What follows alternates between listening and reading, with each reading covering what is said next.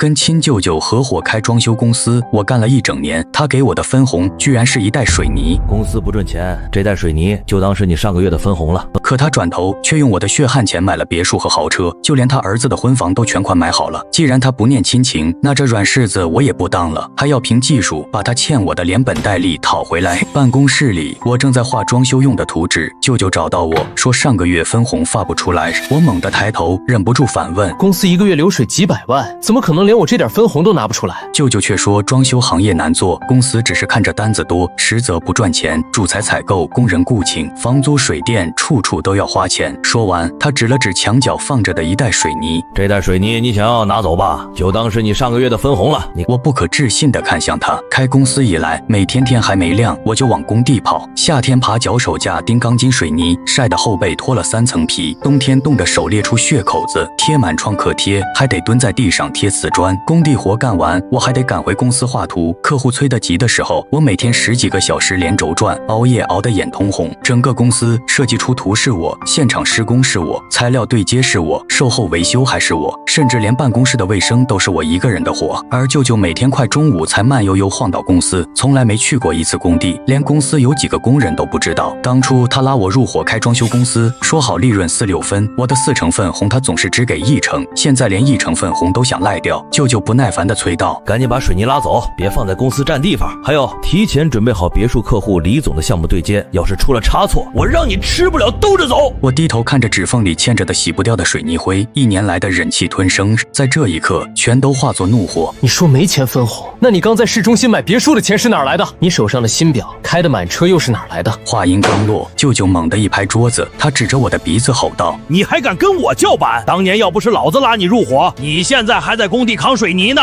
离了我，你连西北风都喝不上。我告诉你，能干就干，不能干就滚蛋。说完，他就扭头离开了公司。我看着他的背影，不再犹豫，立刻掏出手机，翻出存了好久的铺面房东的电话，按下拨号键。我倒要看看我离开以后喝西北风的人到底是谁。电话接通后，房东问我是不是考虑好了之前看的铺面，我应了一声，和对方约了第2天上午过去签合同。挂了电话，我没去管那袋水泥，拿起搭在椅背上的外套，转身走出了公司。到家后，妈妈问我分红的事，我原原本本的把事情都告诉了我妈。我妈听完后，眼眶泛红，替我不平。他刚花了260万给他儿子小杰买了市中心的房，光全屋装修就砸了120万。你辛辛苦苦给他干了1年，他一袋水泥就想把分红抵了。原来他不仅买了栋别墅，还给儿子也买了套房。刚刚居然好意思说公司没赚到钱，我只觉得不值，疲惫的回到卧室，躺到床上，一闭上眼睛就想到顾客们给我发消息说我的技术扎实又靠谱，以后家里人装修全都找我。还有客户群里好多人都说我的技术顶，只要是经我的手装修的房子一点问题都没有。我心里比谁都清楚，公司能有今天全靠我一个人撑着。舅舅连腻子粉和乳胶漆都分不清，所有的客户全都是冲着我的技术来的。我翻了个身，眼泪不知不觉地流了下来。我拼命干活，拼命维护公司的口碑，把所有的客户都当成自己的家人一样对待。可到头来，我连1成分红都没得到。以后我绝不能让我的技术变成他挥霍的资本。第2天上午，我打车直奔铺面，房东拿着打印好的合同在门口等我。他把合同递过来，我拿起笔利落地签下自己的名字。房东把钥匙递给我就走了。我攥着那串钥匙，舅舅的电话又来了，一接通就听他得意地说：我已经和城东的陆总说好了，以后就用他们家的主材，能省一大笔钱。我心里咯噔一下，急忙提高声音提醒他：绝对不行，陆总家的全是非标劣质货，甲醛严重超标，用了会出事的。可舅舅却不屑地笑了声：哪儿那么多穷讲究，能赚钱才是真的。舅舅的话让我彻底看清了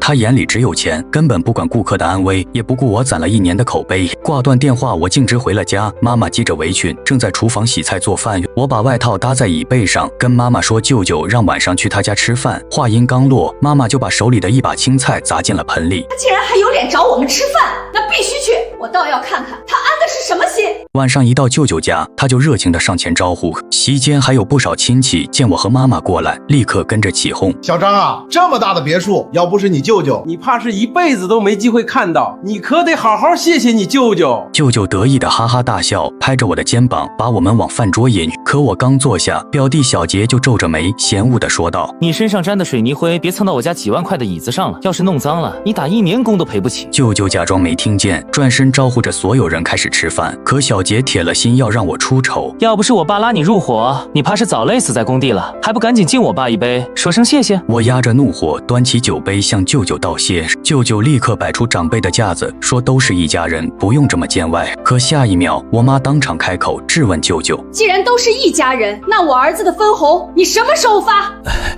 都是一家人，不用分得这么清楚。小峰要是缺钱，直接到我这儿拿。我冷笑一声，一口把酒喝光。饭后，舅舅叼着烟，翘着二郎腿坐在沙发上，说他已经和陆总商量好，过几天会安排人送主材到各个工地。他弹了弹烟灰，又摆出一副为我好的样子，语重心长地叮嘱：别墅大客户一定要对接好，别给我掉链子。等下个月我要再招几个学徒工和设计师，你把他们带起来，你也能轻松一些。我当场笑了，因为我知道他并不是想让我轻松，而是要学我的技术和设计思路，然后一脚把我踢开。他交代完这些事，就催我和我妈回家，我也不留恋，直接拉着我妈就走。回家的路上，我妈问我：儿子，你没事吧？没事，就是花了1年时间才彻底看清一个人。你舅舅真是太过分了，这不是明摆着欺负人吗？这事儿你是怎么想的？妈，我不想再跟着舅舅干了。不干就不干，你凭自己本事吃饭，妈全力支持你。妈这里还有些钱，到时候你拿去用。回到家，我立刻给施工队打电话，问装修还需要多长时间。施工队告诉我明天就能完工。我满意的挂了电话，点开和舅舅的聊天框，往上滑了滑，全是他发来命令我加班工作的消息。我深吸一口气，按住语音键，冷声开口：这次的别墅客户你自己对接去吧，我不干了。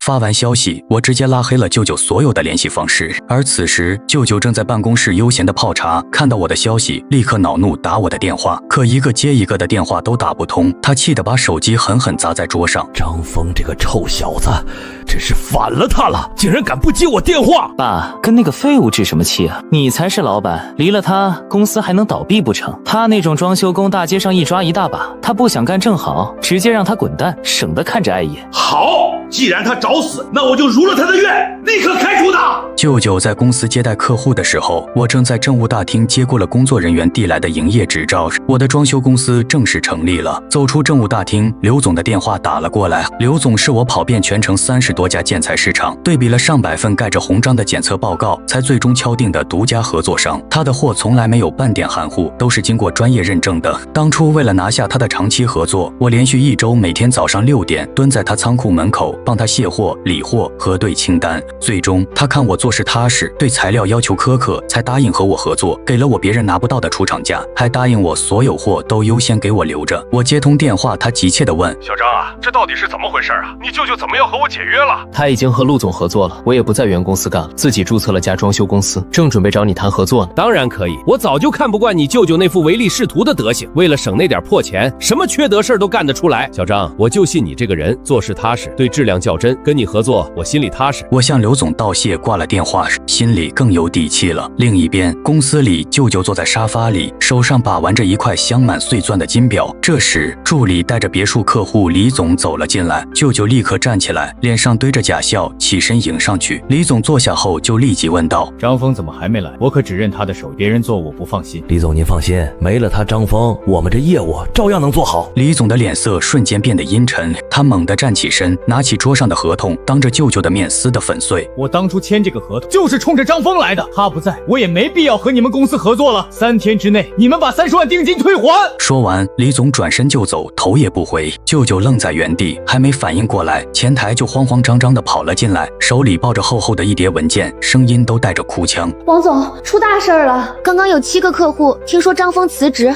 全都找到公司来，要求解约退定金。一瞬间，舅舅面色苍白，猛地站起身，手指飞快地拨我的号码。听筒里只传来打不通的机械提示音，舅舅气得浑身发抖，一脚踹向旁边的沙发，咬牙切齿地吼道：小兔崽子，竟然敢拉黑我！张峰，你给我等着！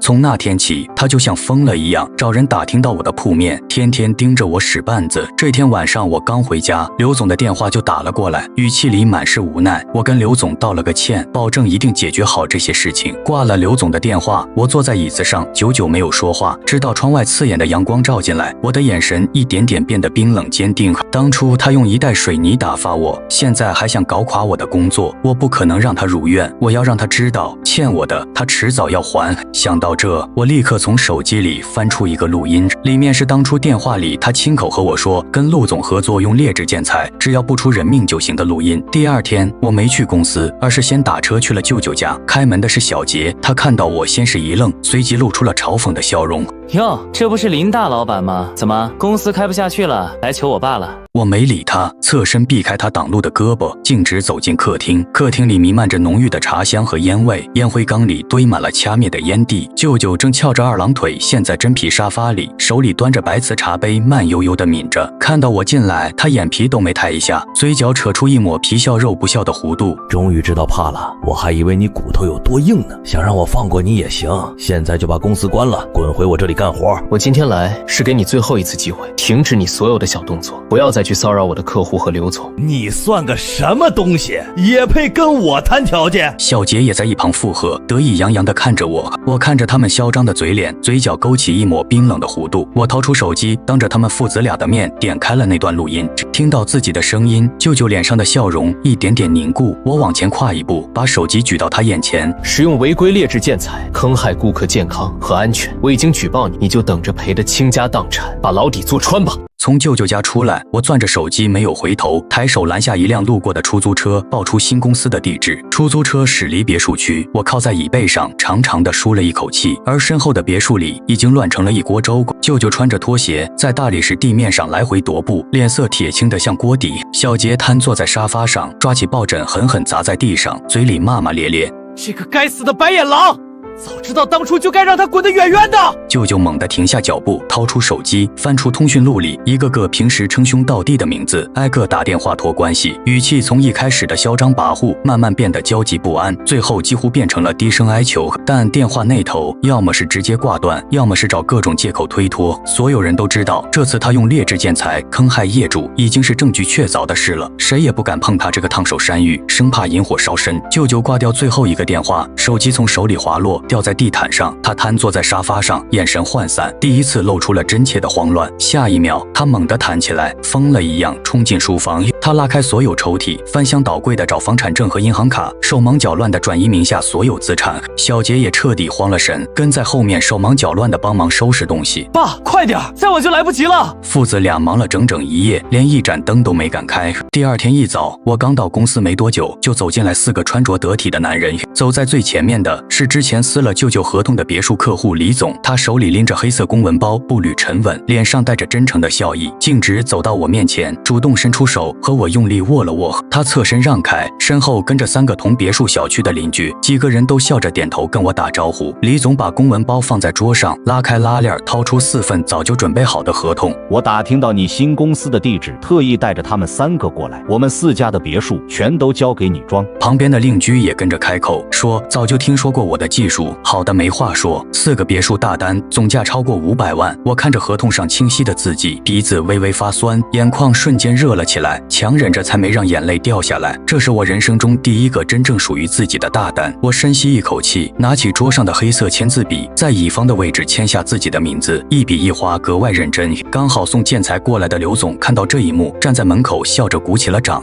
好啊，这才叫真正的开门红！我就说你肯定能行，以后生意绝对会越来越红火。我接下大单的消息很快传到了舅舅的耳朵里，他本来就因为举报的事情焦头烂额，得知李总带着人找我签单，气得差点晕过去。他立刻给小杰打电话，让他带几个人去我公司门口闹事，搅黄我的生意。小杰不敢违抗，找了2个平时一起混的朋友，3个人堵在我公司门口，对着路过的人指指点点，大声造谣，说我偷了舅舅的设计图纸，我用的材料比舅舅的还差，还说我收了钱就会跑路。路过的人纷纷驻足观望，有人拿出手机拍照。我没有出去和他们争吵，只是让前台把门口的监控录像调出来，发给了物业和社区的工作人员。不到10分钟，物业保安和社区调解员就赶了过来，他们当场赶走了小杰和他的朋友。小杰还想继续说，但周围的人已经开始指指点点，他脸上挂不住，带着人灰溜溜的跑了。临走前还恶狠狠地瞪了我一眼。社区调解员给小杰做了口头警告，告诉他再闹事就直接报警。我站在窗边看着他们狼狈的背影，心里没有丝毫波澜。这只是开始，他欠我的、欠那些业主的，才刚刚开始还。接下来的1个月，我全身心投入到李总的别墅装修中，每天早上6点准时到工地，晚上10点才离开，每一道工序都亲自把关，绝不允许有半点马虎。水电改造的时候，我带着工人一根一根的走管线，横平竖直，标识清晰。贴瓷砖的时候，我蹲在地上，用水平仪一块一块的找平，缝隙误差不超过1毫米。刷乳胶漆的时候，我亲自调颜色，反复对比，确保和设计图一模一样。所有的材料进场，我都会当着业主的面拆开包装，核对品牌、型号和检测报告，哪怕是一颗螺丝钉都不放过，然后让业主签字确认。为了让业主更放心，我还在工地装了2个高清监控，24小时单独给李总直播施工过程，业主随时随地都能看到家里的装修进度。李总偶尔会过来看看，每次都满意的点头。找了这么多装修公司，从来没有见过像你这么认真，连边角料都处理得这么仔细。装修是良心活，业主把房子交给我，我就不能辜负这份信任。只有把活干好，把口碑做起来，公司才能长久发展。李总别墅的施工进度很快在他们小区传开了，很多业主听说我这里全程直播施工，用料透明，都特意过来参观。他们走进工地，看着整齐的管线、平整的墙面、干净的施工环境，看着我亲自蹲在地上和工人一起干活，都忍不住点头称赞。这才是真正干实事的装修公司啊！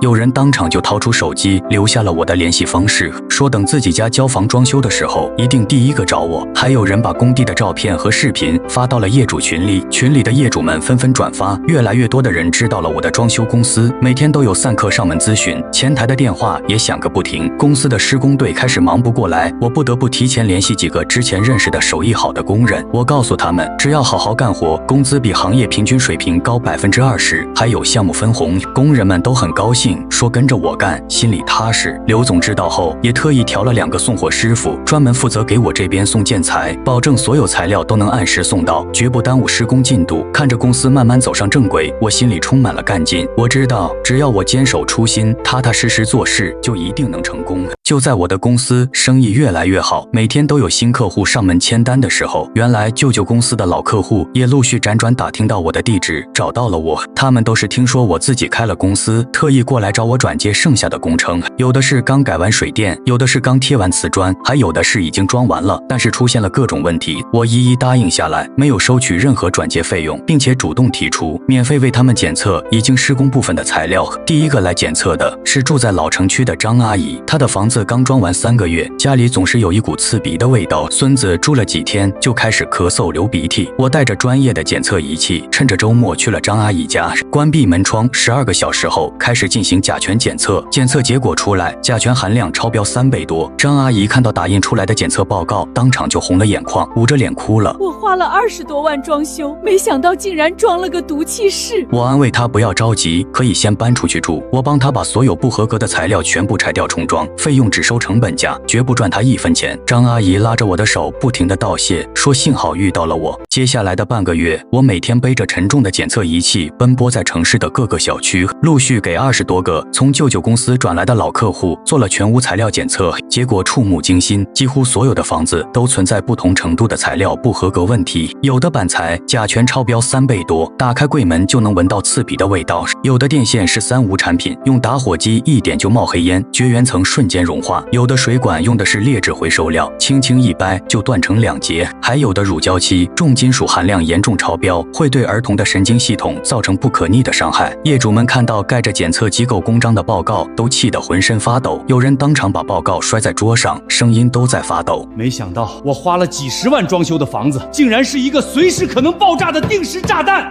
我帮他们逐一统计了实际损失，并且告诉他们，你们可以拿着检测报告去法院起诉我舅舅，要求全额退还装修款，并且赔偿精神损失费和已经产生的医疗费。业主们纷纷点头，当场掏出手机组建了一个维权群，一起收集整理证据，准备集体起诉舅舅。我把之前收集的舅舅和陆总合作的进货单、聊天记录、通话录音全部打包发给了群里的每一位业主。我告诉他们，这些都是最有力的证据，法院一定会支持他们的合理诉求。看着着群里义愤填膺的业主们，我心里很不是滋味。如果舅舅当初能有一点点良心，也不会落到今天这个地步。没多久，舅舅公司的仓库就被查封了。他的仓库里堆满了大量的三无劣质建材，从板材、电线、水管到乳胶漆、腻子粉，几乎所有的材料都不符合标准。工作人员当场抽样检测，结果和我提交的报告一模一样。他们当场下达了停业整顿通知书，用封条封死了仓库大门，并且还在公司正门最显眼的位置贴了业主索赔登记公告。消息一出，整个城市的装修行业都炸开了锅。那些已经交了全款或者定金的业主，从四面八方涌向舅舅的公司，他们举着合同，大声要求退还定金、赔偿健康损失。舅舅的公司门口每天都挤满了情绪激动的业主，吵吵嚷嚷，乱成一团。而舅舅反锁了办公室的门，躲在里面不敢出来，连窗帘都拉得严严实实。前台和几个行政人员吓得第二天就递交了辞职信，再也不敢来上班。整个公司彻底陷入了瘫痪状态。小杰躲在家里，拉上所有窗帘，连外卖都不敢下楼去，生怕被愤怒的业主们认出来围堵。舅舅透过窗帘缝隙看着楼下密密麻麻举着横幅的人群，后背渗出了冷汗，第一次真切地感到了深入骨髓的害怕。舅舅公司被全面查封，不能再接任何新单子，也没有任何收入来源，每天还要支付高额的房租和水电费，还要面对源源不断的索赔业主。法院根据业主的财产保全申请，很快就冻结了舅舅名下所有的银行账户，账户里仅剩的100多万全部用来赔偿最先起诉的10几位业主。但对于近1000万的总赔偿款来说，这只是杯水车薪。跟着舅舅干了好几年的施工队也集体上门讨薪，他们已经整整3个月没有拿到1分钱工资了。家里的孩子等着交学费，老人等着看病，工人们堵在公司门口不肯离开，说拿不到工资就一直守在这里。舅舅没办法，只能趁凌晨没人的时候偷偷从消防通道的后门溜走。那些之前天天围着他转的亲戚现在也都躲着他，生怕他开口找自己借钱，连电话都不敢接。以前逢年过节他家的别墅前送礼的人络绎不绝，现在连一个上门探望的人都没有。舅舅给几个平时关系最好的发小和亲戚打电话，想借点钱周转一下，但都被对方以各种理由拒绝了。有的说自己家里也困难，有的直接挂断电话，再也不接他的来电。舅舅走投无路，只能一个人坐在空荡荡的办公室里。他抬头看着墙上自己和各种领导、企业家的合影，照片上的他意气风发，笑容得意，现在却只剩下满脸的憔悴和绝望，心里充满了无尽的悔恨。但现在说什么都晚了，一切都已经无法挽回。舅舅不甘心就这么身败名裂，一辈子翻不了身。他偷偷联系了同样因为仓库被查封而损失惨重的陆总，两个人约在一个偏僻的小饭馆里，凑在一起商量对策。陆总也因为这件事赔了几百万，心里恨透了断他财路的我。两个人一拍即合，最后决定一起花钱造谣抹黑我。他们凑了2万块钱，找了几个专门在网上带节奏的水军，在本地论坛、业主群和短视频平台上大量发布帖子，说我是忘恩负义的白眼狼，偷了舅舅的核心设计图纸出来单干，说我故意举报舅舅，就是为了抢他的客户，霸占他的公司。帖子写得有鼻子有眼，还配了很多经过恶意剪辑的照片，很快就在本地的装修圈和业主群里传开了。很多不明真相的网友开始跟风指责我人品有问题，甚至有几个已经签了合同的客户打电话过来质问我，语气非常强硬，说如果我真的用劣质材料，他们就要立刻解约，还要我赔偿违约金。还有一些本来已经准备签单的客户也开始犹豫，说要再考察几家，暂时不考虑签合同了。舅舅和陆总躲在屏幕后面得意洋洋地碰了碰酒杯，以为这样就能搞垮我的公司，让我身败名裂。但他们不知道，我早就料到了他们会用这种下三滥的手段，而且我提前做好了所有的准备，就等着他们自投罗网。面对网上铺天盖地的谣言和客户们的质疑，我没有生气，也没有慌乱，更没有在网上和水军对骂。我知道，越是这种时候，越要保持冷静，情绪激动只会让事情变得更糟，反而落人口实。我给那些打电话询问的客户一一耐心地进行解释。你们可以随时来公司查看所有材料的官方检测报告，也可以随时去我正在施工的任何一个工地参观检查。如果发现有任何不合格的材料，我愿意双倍赔偿所有损失。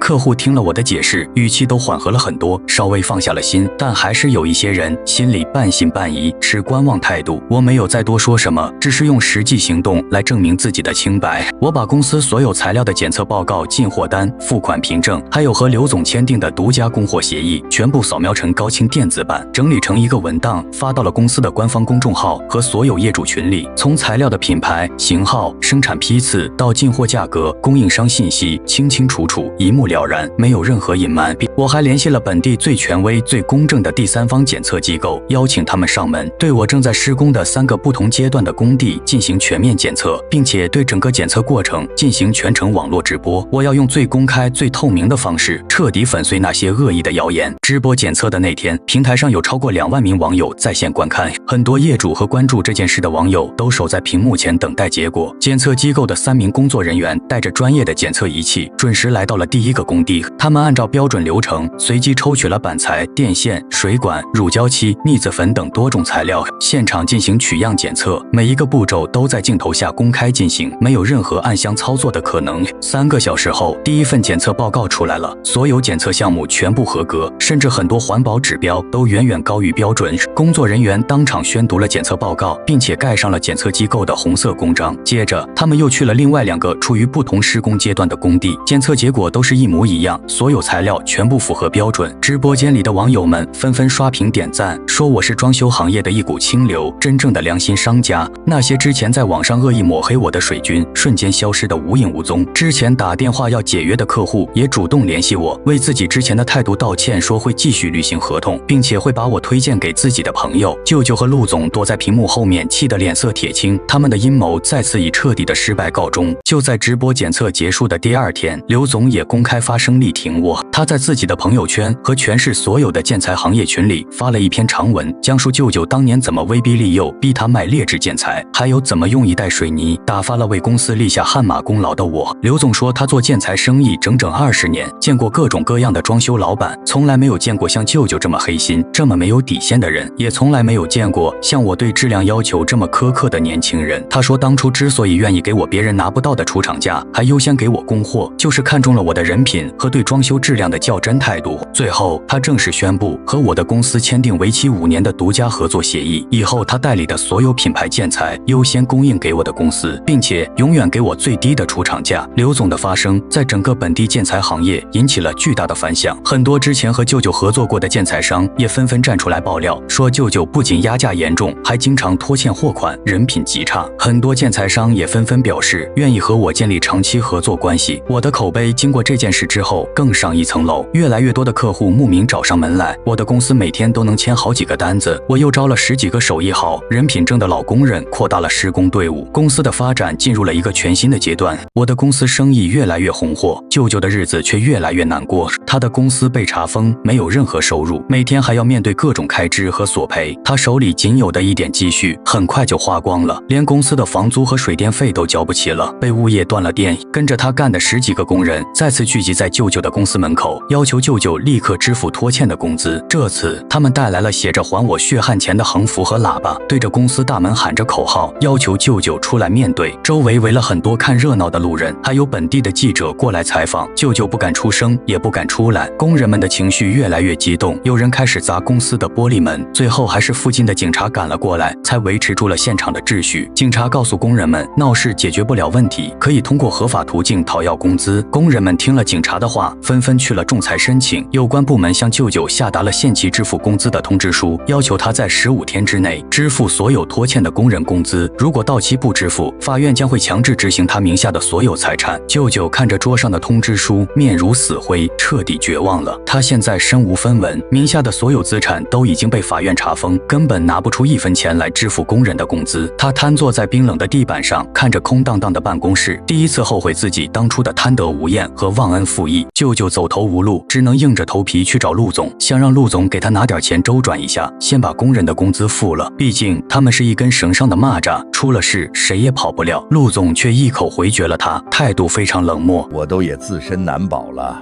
欠了供应商好几百万，现在天天被人追债，躲都躲不及，还怎么帮你？舅舅急了，说当初是陆总主动找他合作推销这些劣质建材，现在出了事，陆总不能把所有责任都推到他一个人头上。陆总也火了，说舅舅为了多赚钱，主动要求用最便宜的材料，现在出事了，反而倒打一耙，怪到他头上。2个人一言不合，就在陆总的办公室里吵了起来，越吵越凶，最后扭打在一起，互相撕扯对方的衣服和头发。扭打的过程中，2个人开始互相揭发对方的黑料。舅舅大喊着陆总卖给他的材料成本只有售价的1/10，赚了黑心钱。陆总也大喊着舅舅坑业主的钱比他还黑，一套房子能赚1半的利润。两个人的争吵和扭打被陆总助理拍了下来，助理随手把视频发到了自己的朋友圈，很快就在网上传开了。网友们纷纷转发评论，说这就是黑心商家的下场，狗咬狗一嘴毛，大快人心。舅舅和陆总怎么也没想到，他们的互相指责竟然会成为把对方送进监狱的铁证。其实我早就把陆总卖给舅舅的所有劣质建材的批次、流向和检测报告，连同舅舅承认用劣质建材的录音一起提交给了相关部门，只是一直没有确凿的证据证明陆总明知是劣质品还故意销售。现在好了，他们自己互相揭发的视频就是最有力的证据。执法人员立刻出动，兵分2路，一路查封了陆总位于郊区的生产工厂，另一路查封了他所有的隐藏仓库。他们查获了大量还没来得及销售的劣质建材，涉案金额高达1200多万。陆总落网的消息传来，所有被坑害的业主都拍手称快，大家纷纷在维权群里发红包庆祝，说终于除掉了这个大祸害。舅舅得知陆总被抓的消息，双腿一软，瘫坐在地上。他知道自己彻底完了。陆总进去之后，为了争取宽大处理，肯定会把所有的事情都招出来。到时候他不仅要赔偿业主们的巨额损失，还要承担相应的刑事责任，很可能会坐牢。舅舅坐在地上，双手抱着头，发出了绝望的哭声。但现在哭也没用了，他必须为自己当初的所作所为付出应有的代价。这个世界上从来没有不劳而获的好事，也没有做了坏事不用承担后果的道理。半个月后，舅舅开始赔偿所有业主的损失，还有拖欠的工人工资。舅舅的装修公司也正式宣告破产。曾经风光无限、开豪车住别墅的大老板，如今变得一无所有，负债累累，连最基本的生活都成了问题。小杰的日子也过得无比凄惨，他以前那些一起吃喝玩乐的狐朋狗友也都离他而去，没有人愿意再和他来往，生怕被他连累。小杰没办法，只能去工地打零工糊口，扛水泥、搬建材和砂浆清理建筑垃圾，干最累、最苦、最脏的活。以前衣来伸手、饭来张口的富家少爷，现在每天灰头土脸，身上永远沾满了水泥灰，手上磨出了厚厚的老茧，脸上也没有了往日的嚣张气焰。舅舅公司的员工，那些有真手艺、踏实肯干的工人和设计师，打听到我的地址，毫不犹豫投奔了我。他们说跟着舅舅干，不仅经常拿不到工资，还天天受气，早就不想干了，只是一直没有找到合适的去处。我按照他们的能力、经验和人品，给他们开了合适的工资，比行业平均水平高20%，还有项目分红和年终奖金，并且给他们所有人都缴纳了5险1金，保障他们的合法权益。他们在这里得到了应有的尊重和公平的回报。转眼间1年的时间过去了，我的公司已经发展成为了本市口碑最好、知名度最高的装修公司。从最初只有80平米的小铺面，发展到了现在300平米的现代化办公区，拥有了15人的专业设计团队和50人的固定施工队伍，还在2个大型新建社区开了社区服务分店。我推出了良心装修10大承诺，所有工地全程无死角直播，用料假1赔10，工期延误1天赔偿业主100元，基础工程终身免费维修。这些实实在在的承诺赢得了所有业主的信任和好评。很多业主装修完之后都会主动把我推荐给自己的亲戚朋友。我的公司几乎不用花1分钱打广告，所有的单子全靠老客户转介绍，单子多到做不完，甚至需要提前3个月预约。我还成立了专门的售后部门，配备了5名专业的售后师傅，保证业主的售后问题24小时之内上门处理。业主们都说找我装修省心、放心、安心。看着公司一步步发展壮大，我心里充满了成就感。但我没有骄傲，也没有忘记初心，我依然每天都会去工地巡检，亲自把关每一道工序，确保每一套房子的装修质量都能让业主满意。公司稳定之后，我做的第一件事就是给妈妈买房子。我在公司附近的一个环境很好的小区买了一套带院子的1楼房子，房子不大，只有90平米，但有一个20平米的小院子。妈妈非常喜欢这个小院子，把它打理得井井有条。她在院子里种了各种各样的花，还有黄瓜、西红柿、青菜等蔬菜。每天早上起来，第一件事就是去院子里浇花、摘菜，下午和小区里的阿姨们一起跳广场舞、打太极、聊家常，再也不用为我操心，也不用再过以前那种省吃俭用的日子。